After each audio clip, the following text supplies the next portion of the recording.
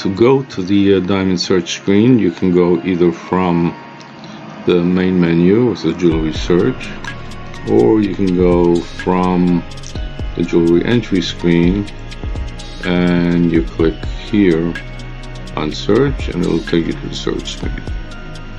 Okay, so here we have all sorts of filters. You can select by style number, by SKU number, by group. For example, let's say I want to see all my bracelets and gemstone. It will show me my gemstone bracelet, this one. Connection here is a little bit slow today, I don't know why, but it is slow. So anyway, subcategory, if you have a subcategory, again, these are all filters that work together. The more you select, the narrower the focus. So by vendor, or by vendor style number, sell price from to, by customer, what I sold the customer, stone total weight or center stone. Second, select stone range from total weight or a center stone.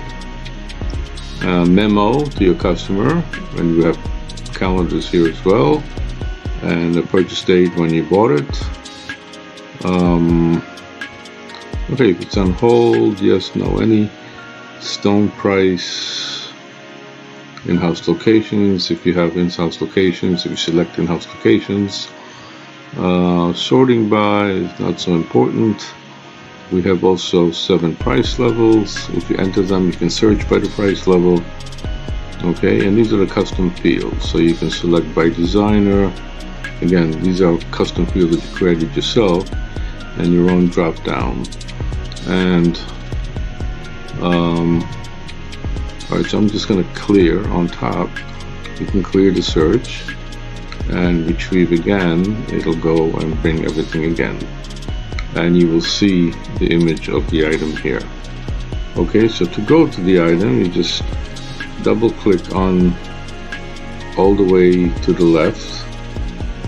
Again, I said somehow the connection is slow here today, so it's taking a while for it to come in, but we just wait.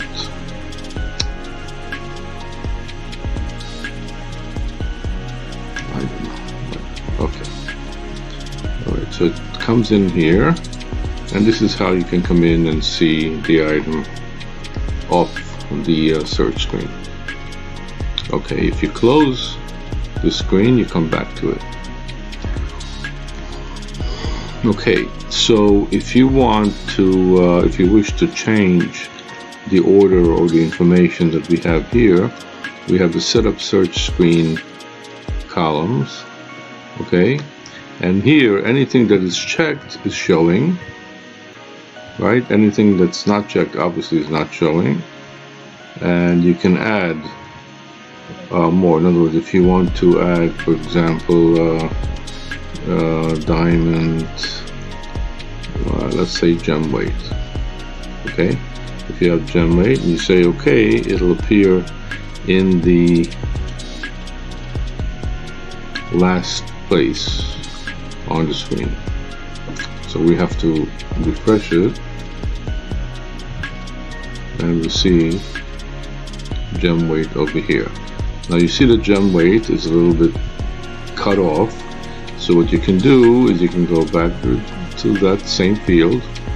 You can change the label. In other words, you can type in whatever you want to change it to, and when you click here on the gem weight and scroll down, you can create the column a little bit wider or narrower, right? So let's say wider here, and I say okay. By the way, these numbers here are the order that they appear. I mean, it's from the smallest, from the lowest number to the greatest number, and it's from left to right. So whatever number you put in, it's consecutively. It doesn't have to start with 1, 2, 3. It can start with 11, 13, 15, as long as one is greater than the other. Okay, so now I'm just gonna say okay here, saved it, and when I close, again, I need to refresh the screen, and you see now the gem weight, it's not completely there, but you see that it became wider, and you can go back and correct it again. Over here you can select to place these items on memo or invoice. When you click it, it'll go on the memo or in the invoice. You can put it on a job bag. This will go on in a different video to explain that. Okay, we can create tags here or print label. We can also email, right? So you can highlight. You want the email to your customer. You select the export name. We need to make an export for this, which I'll show you in, actually we did a previous video on how to set up export. And export basically selects the fields that you want to send in the email. Alright, so you can customize exports according to the information you want to send to your customer. If you want to send one with price, one without price, or one with price too, one with description, one price. So you can select, you can create the export and select the export from here and send that to your customer. And you can send it as a PDF. Send with certificates if it has certificates. If jewelry has certificates with stones, diamonds, or gems, and set with images, so it'll go out like that.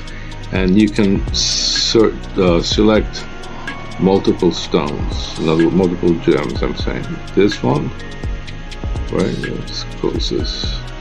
Let's say I want this. I highlight, hold the control button and click all the way to the left here to select these three items, and you can skip one, select this one, and when you email, it'll email all the items that were highlighted.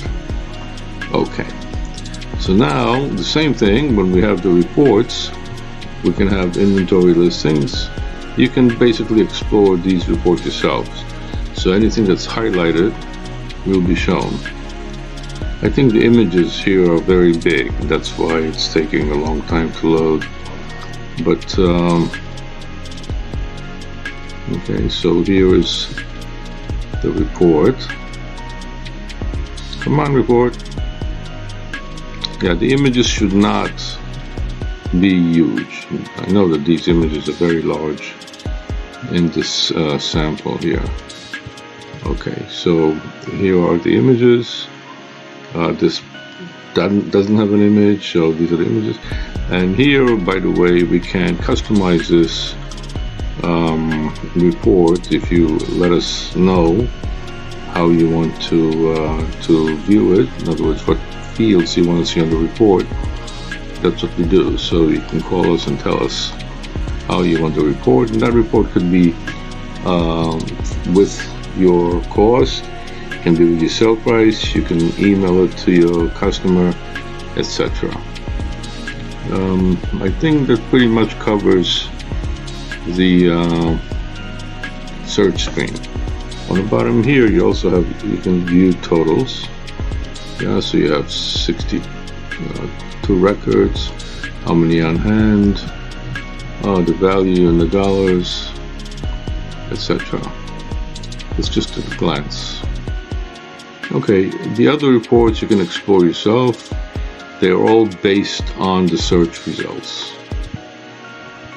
Okay, see you in the next video.